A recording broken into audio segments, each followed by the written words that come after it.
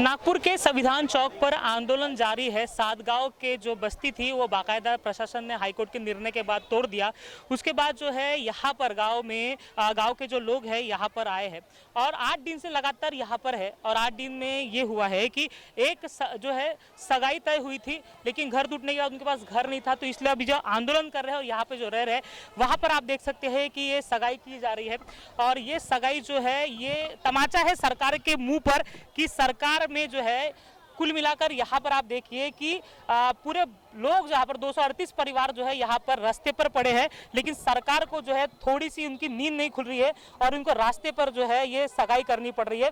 ये सरकार के मुंह पे तमाचा है कि किस तरह सरकार जो है वो कार्रवाई करती है, सरकार किस तरह से काम करती है। सरकार भले ही कहती है कि वो सर्वसामान्य की सरकार है, लेकिन सर्वसामान्य की सरकार में ऐसे रास्ते पर जो है लोगों को सगाई करनी पड़ रही है। तो कितनी शर्म की बात हमारे सरकार की है, खासतौर पर महाराष्ट्र सरकार के ऊपर है। ये और एक अच्छी बात ये है कि ये पूरा उनका घर टूटने के बावजूद मध्य प्रदेश से एक दूल्हा आता है और वो डिनाइल नहीं करता है कि शादी के लिए वो शादी करने के लिए तैयार है, सगाई जो है रास्ते पर कर रहा है, लेकिन वो बदला नहीं अपने बात से। क्या नाम है भैया आपका? यशवंत बनवाले।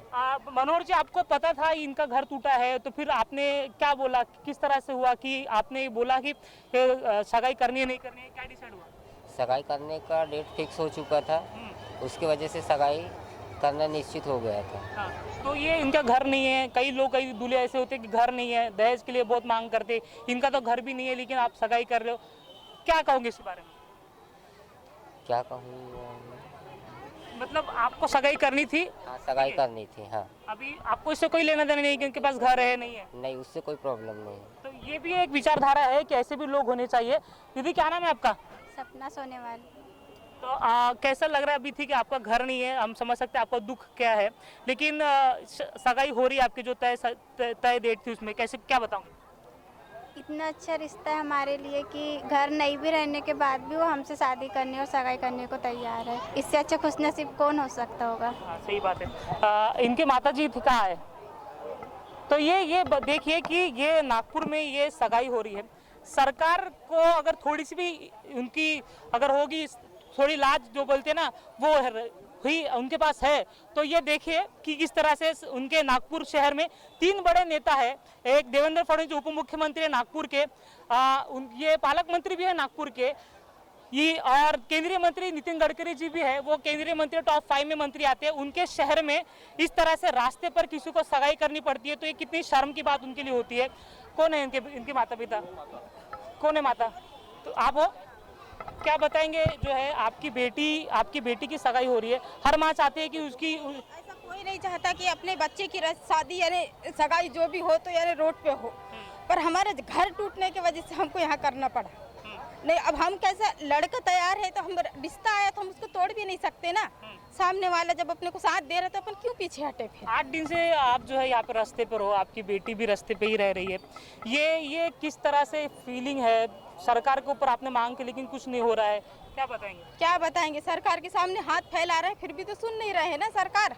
अब क्या करें उसके लिए? हम तो हमारी बच्ची की जिंदगी तो बर्बाद नहीं कर सकते ना हम। आपके जवाई जो है वो बहुत समझदार है, जिन्होंने ये एक्सेप्ट कर लिया है कि रास्ते पर भी ठीक है हम सगाई करेंगे, क्या कहोगे?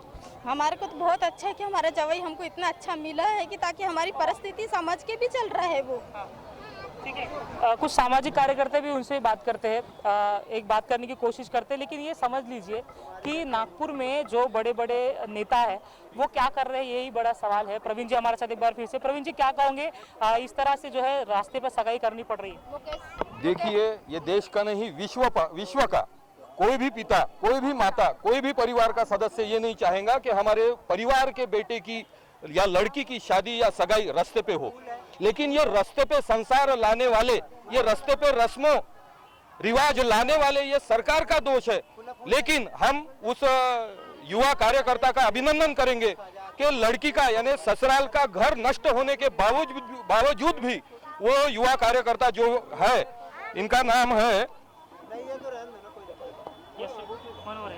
हाँ, तो इनका, ये युवा कार्यकर्ता का ये अभिनंदन करने योग्य है कि लड़की का घर उद्ध्वस्त होने के बावजूद भी वो अपने यानी सगाई के लिए उन्होंने नकार नहीं दिया, वो अपने निर्णय पे ठाम रहे। तो ये जो सोच है, ये सोच को भी हम सलाम करते हैं। लेकिन इसके उपरांत शासन प्रशासन सरकार 150 नगर सेवक है, 147 150 नगर सेवक है, 1 डजन आमदार है, आधा डजन खासदार है, और अब मंत्री उप मुख्यमंत्री लोक प्रतिनिधि ये अलग है। तो पालक मंत्री, इनको पालक कहा जाता है, that is called as guardian minister.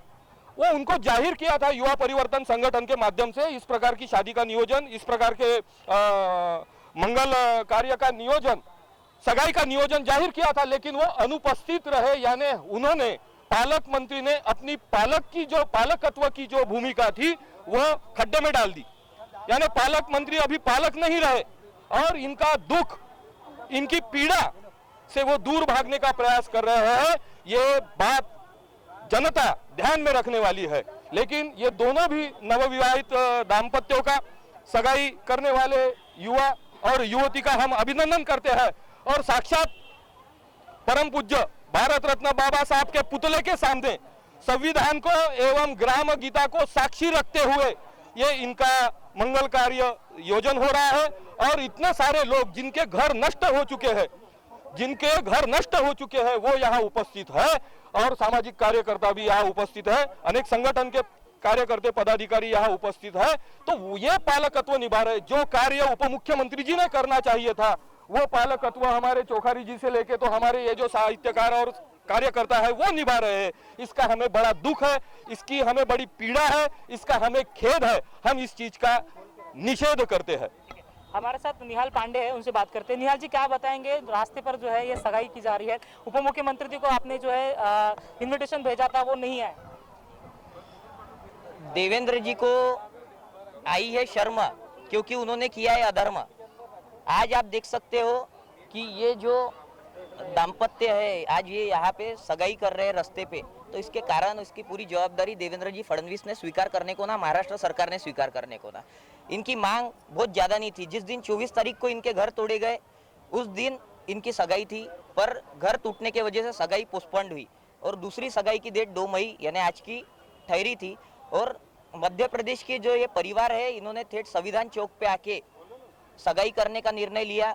आज पिछले 7 से 8 दिनों से ये लोग धरने पे बैठे हैं, भर धूप में भर बरसात में ये लोग बैठे हैं, पर पालक मंत्री से कई पत्र व्यवहार करने के बाद भी उन्होंने अभी तक मिलने का समय नहीं दिया। पालक मंत्री पिछले 2 दिन पहले भी नागपुर आके गए, कल भी महाराष्ट्र दिन के औचित्य से वो नागपुर में थे और आज अभी भी वो नागपुर में है। गढ़चिरौली दौरा करके वो नागपुर में आ गए, फिर भी उन्होंने यहाँ पे आए नहीं, ये लोगों से मिले नहीं। एक तरफ 2022 तक हर गरीब को घर मिलेगा ऐसे देश के प्रधानमंत्री लोकसभा में बोलते हैं, और वही प्रधानमंत्री के नेतृत्व में काम करने वाले देवेंद्र जी फडणवीस नागपुर में ही घर टूट रहे हैं। 2023 शुरू है, गरीबों के घर टूट रहे हैं, उस पर ध्यान दे नहीं रहे। तो सरकार झूठ बोलती क्या, ये आज इस पे हमको दिखा गया है। तो हमारी यही विनंती है कि जल्दी से जल्दी सरकार ने इनको घर देने को ना, इनकी मांगे पूरी करने को ना, वरना 8 दिन से हम यहाँ बैठे हैं, अगर सरकार ने मांग पूरी नहीं की तो हम ठेठ देवेंद्र जी फडणवीस के घर के सामने त्रिकोणी पार्क में हम जाएंगे। और देवेंद्र जी फडणवीस संविधान भूल गए हैं ऐसा हमको अभी लग रहा है। पिछले 8 दिन से ये जनता बैठी है तो ध्यान नहीं दे रहे, तो हम ठेठ संविधान पठन उनके घर के सामने हम करेंगे और देवेंद्र जी फडणवीस को संवैधानिक जो इनके मूलभूत अधिकार है, अन्न वस्त्र निवारा, उसकी हम याद दिलाएंगे। उप मुख्यमंत्री पद की जिस तरीके से उन्होंने शपथ लिए थे वो शपथ हम याद दिलाने के लिए ठेठ हम त्रिकोणी पार्क में देवेंद्र जी के निवास स्थान पे जाके हम निषेध प्रदर्शन करेंगे। अब हम यहाँ संविधान चौक पे नहीं बैठेंगे, अगला धरना सीधा उनके घर के पास लगेगा। तो ये देखिए कि पिछले 8 दिनों से जो है यहाँ पर लोग बैठे हैं, लोगों के घर टूट गए हैं और उनके पास रहने की जगह नहीं है। नागपुर में जो है मूसलाधार बारिश आज हुई है, पिछले 3 दिन से लगातार मूसलाधार बारिश हो रही है, बावजूद इसके सरकार जो है नहीं जाग रही है। ये देखिए रास्ते पर अब जो है वो रास्ते पर जो है ये अभी सगाई का कार्यक्रम हो रहा है। और ये कहाँ पे हो रहा है तो नागपुर जहाँ पे जो जो है उपराजधानी है महाराष्ट्र की, वहां पर हो रहा है। और ये चीज जो है एक तौर पर कहा जा सकता है कि सरकार के ऊपर तमाचा है। सरकार कहती है कि वो सर्वसामान्य के लिए काम करती है, लेकिन सर्वसामान्य को जो है रास्ते पर सगाई करनी पड़ रही है। तो ये कितना बड़ा तमाचा जो है वो सरकार के ऊपर है, ये फिलहाल दिखाई दे रहा है। तो ये नागपुर में जो है पहली बार ऐसा हो रहा है कि संविधान चौक पर जहाँ पर आंदोलन हो रहा है वहाँ पर ये जो है ये सगाई हो रही है। और ये बात बहुत बड़ी बात है कि मध्य प्रदेश के जो युवक है, जो दूल्हा है, वो उसने डिनायल नहीं किया है उनका घर टूटने के बाद बाद भी जो है डिनायल नहीं किया है और रास्ते पर ही सगाई करने के लिए तैयार हुआ है। ये सोच को भी हमें सलाम करना चाहिए, क्योंकि ऐसे हमने कई लोग देखे हैं जो सिर्फ घर देखकर जो है वो रिश्ता तोड़ देते हैं और दहेज के लिए कई सारी बात करते हैं, लेकिन यहाँ पर रास्ते पर अगर वो बंदा सगाई करने के लिए तैयार है तो इनकी सोच को भी सलाम करने की बहुत ज़्यादा ज़रूरत है। वही सरकार को भी सरकार से जवाब मांगने की भी ज़रूरत है कि सरकार जो कहती है कि सामान्य जनता के लिए है काम करती है, तो वो सरकार किस तरह से काम करी, ये भी बड़ा सवाल फिलहाल दिखाई दे रहा है।